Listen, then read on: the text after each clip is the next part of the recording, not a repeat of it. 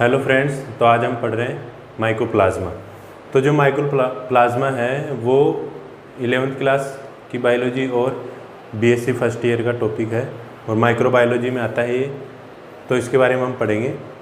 तो जो माइकोप्लाज्मा है उसके हम पहले जनरल कैरेक्टरिस्टिक्स पढ़ेंगे, फिर बाद में उसकी सेल स्ट्रक्चर और उसमें रिप्रोडक्शन पढ़ेंगे और उसके जो इकोनॉमिक इम्पोर्टेंस है वो क्या है, वो किस किस प्लांट्स में और एनिमल्स में डिजीज़ पैदा करते हैं, वो हम पढ़ेंगे अगले वीडियोस में। तो इसमें हम बात कर लेते हैं सबसे पहले जनरल कैरेक्टरिस्टिक्स की।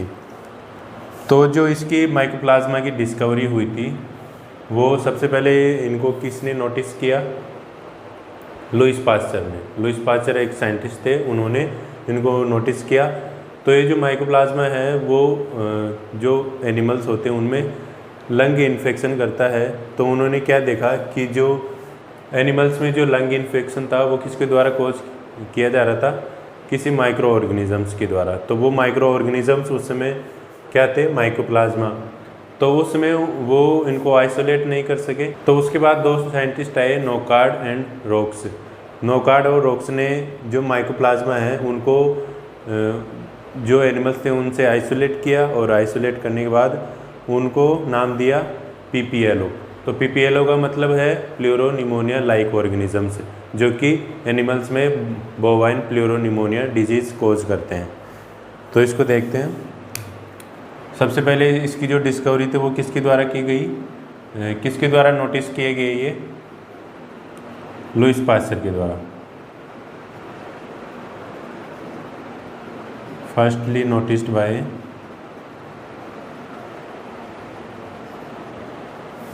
Lewis pasture.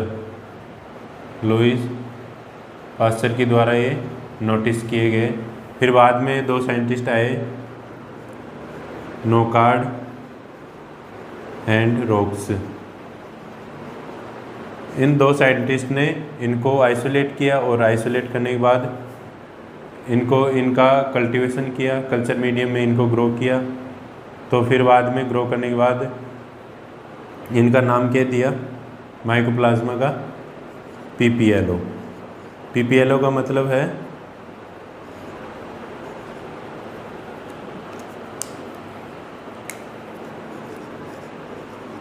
प्लूरो न्यूमोनिया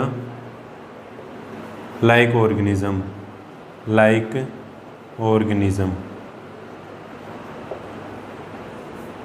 तो ये माइकोप्लाज्मा का नाम दिया नोकार्ड और रोक्स ने।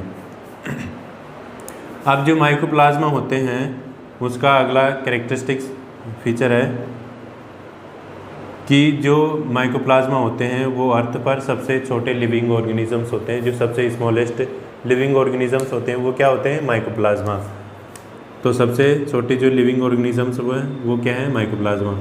Smallest living organism.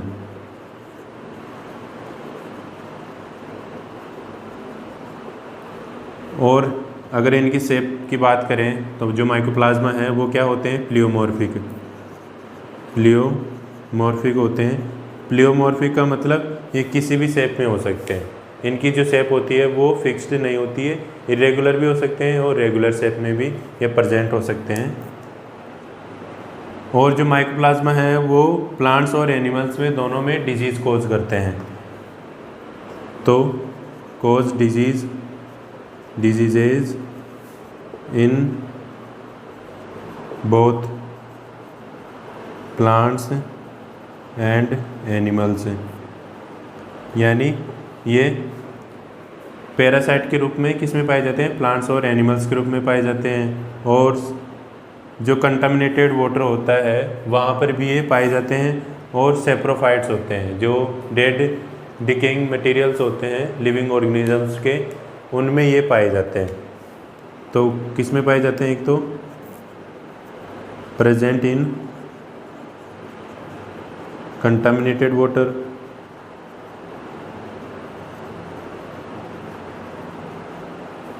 और किसके रूप में पाए जाते हैं? सेप्रोफाइट्स, यानी सेप्रोफाइट्स होते हैं।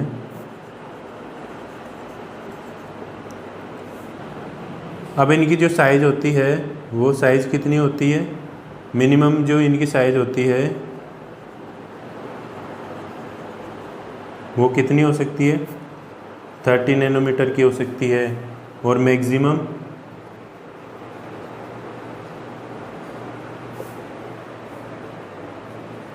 100 से 500 नैनोमीटर की इनकी शेप हो सकती है। इतने बड़े ये हो सकते हैं, इनकी साइज़ हो सकती है। अब जो माइकोप्लाज्मा है उनको हम नॉर्मली जो एंटीबायोटिक्स होती हैं जैसे कि पेनिसिलिन हो गई, वेनकोमाइसिन हो गई, तो वो किस पर एक्ट करती हैं, सेल वॉल पर एक्ट करती हैं। तो उन एंटीबायोटिक्स के द्वारा इनको हम किल नहीं कर सकते, तो इनको हम किससे किल करते हैं, ऐसी एंटीबायोटिक जो कि किस पर एक्ट करती हो, सेल वॉल पर एक्ट करती हो या मेटाबॉलिक रिएक्शंस पर एक्ट करती हो, जैसे कि टेट्रासाइक्लिन। तो टेट्रासाइक्लिन के द्वारा इनको हम किल कर सकते हैं। तो अगला फीचर है इनका can not be killed by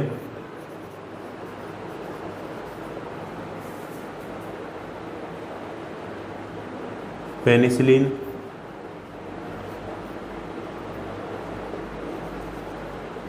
vancomycin,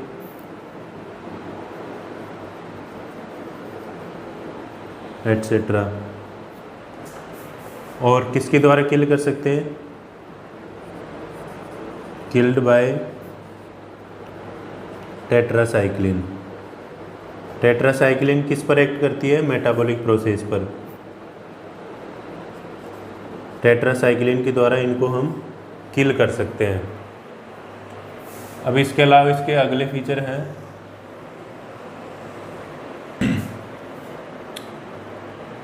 जो माइकोप्लाज्मा होते हैं उनमें सेल वॉल एब्सेंट होती है, सेल वॉल एब्सेंट होती है और ग्राम नेगेटिव होते हैं। ये ग्राम नेगेटिव का मतलब अगर हम इनको स्टैन करते हैं डाई से तो इनकी जो सेल्स होती हैं वो उस डाई को एक्सेप्ट नहीं करेगी, इससे ये हमको कलरफुल नहीं दिखते हैं स्टैन करने के बाद भी। और सबसे मेन जो इम्पोर्टेंट फीचर है इनका वो क्या है कि जो माइकोप्लाज्मा होते हैं वो किस में आते हैं, प्रोकैरियोट्स में आते हैं। प्रोकैरियोटिक होते हैं, ये यहाँ पर ध्यान रखना है। जो माइकोप्लाज्मा है यानी इसमें जो मेम्ब्रेन बाउंड सेल ऑर्गेनेल्स होते हैं वो एब्सेंट होते हैं, और उनकी जो माइकोप्लाज्मा की जो सेल होती है उसमें डीएनए और आरएनए दोनों प्रेजेंट होते हैं। तो DNA and RNA both present in cell. और नेक्स्ट फीचर है इनकी जो सेल मेम्ब्रेन होती है उसमें क्या पाया जाता है, कोलेस्ट्रॉल पाया जाता है। कोलेस्ट्रॉल हम जनरली किसकी सेल में देखते हैं, जो यूकैरियोटिक सेल्स होती हैं या जो यूकैरियोटिक लिविंग ऑर्गेनिजम्स की जो सेल्स होती हैं, उन सेल्स की जो सेल मेम्ब्रेन होती है वहाँ पर हमको कोलेस्ट्रॉल देखने को मिलता है।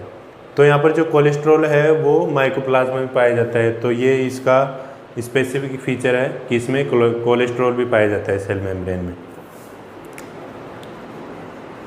Cholesterol is present in cell membrane. Cell membrane में कोलेस्ट्रॉल भी पाया जाता है इनकी। और इनकी ग्रोथ के लिए क्या ज़रूरी होते हैं, स्टेरॉल्स, यानी कल्चर मीडिया में अगर स्टेरॉल्स प्रेजेंट होंगे तभी इनकी ग्रोथ होगी। Sterols is needed for growth. Growth के लिए स्टेरॉल्स ज़रूरी होते हैं। और प्लांट्स में ये कहाँ पर पाए जाते हैं, प्लांट्स का जो फ्लोएम पार्ट होता है और जो फ्लोएम पेरेन्काइमा होता है वहाँ पर ये प्रेजेंट होते हैं। तो फ्लोएम की जो सीव ट्यूब्स होती हैं वहाँ पर पाए जाते हैं और फ्लोएम के पेरेन्काइमा में पाए जाते हैं। In plants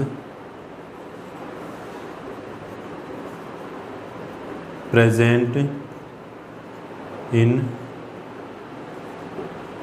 sieve tubes of phloem and phloem parenchyma.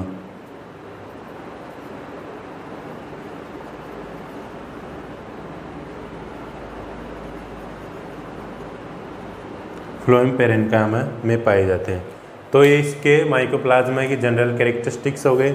सबसे पहले हमने क्या देखा कि सबसे पहले इसको किसने नोटिस किया, लुईस पास्चर ने, और उसके बाद लुईस पास्चर ने इनको नाम नहीं दिया, आइसोलेट नहीं कर पाए, और फिर दो साइंटिस्ट आए नोकार्ड एंड रॉक्स, जिसने इन लिविंग ऑर्गेनिजम्स को आइसोलेट किया, और आइसोलेट करने के बाद इनको क्या नाम दिया, PPLO यानी प्लूरोनिमोनिया लाइक ऑर्गेनिज्म, जो कि एनिमल्स में लंग इन्फेक्शन कॉज करते हैं।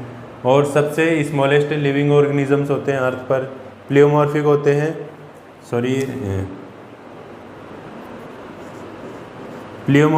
हैं, प्लियोमॉर्फिक यानी किसी भी शेप में रह सकते हैं, cause disease in both plants and animals, plants और एनिमल्स में दोनों में डिजीज कॉज करते हैं, और कंटामिनेटेड वाटर में प्रेजेंट होते हैं।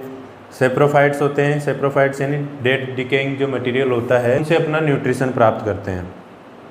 साइज की बात करें तो मिनिमम 30 nm के हो सकते हैं और मैक्सिमम 100 to 500 नैनोमीटर के हो सकते हैं।